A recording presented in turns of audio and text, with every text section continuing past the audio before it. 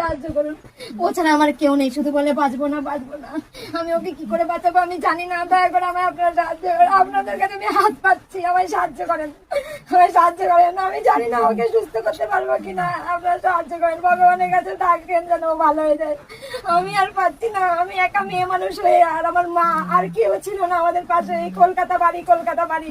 ওকে দেখাশোনা, ওকে ডাক্তার দেখানো, হসপিটালে নিয়ে যাওয়া, সবকিছু ট্রিটমেন্ট করা, ওখানে থাকা খাওয়ার প্রচুর খরচা।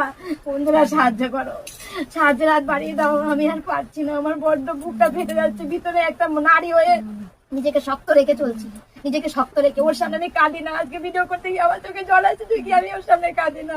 ও বলে আমি মরে যাবো। আমি বলছি তোমাকে আমি জমের কাছ থেকে ফিরিয়ে আনবো, ওকে সুস্থ করতে হবে। আপনারা আমায় সাহায্য করুন, সবাই একটু সাহায্য করুন বন্ধুরা, যেমন পারবেন আপনারা যতটুকু পারবেন আপনারা ততটুকুই যে একটু হেল্প করুন। আপনাদের কাছে অনুরোধ, সবাই একটু হেল্প করুন আমার দাদা ভাইটা যাতে একটু সুস্থ হয়ে যায়।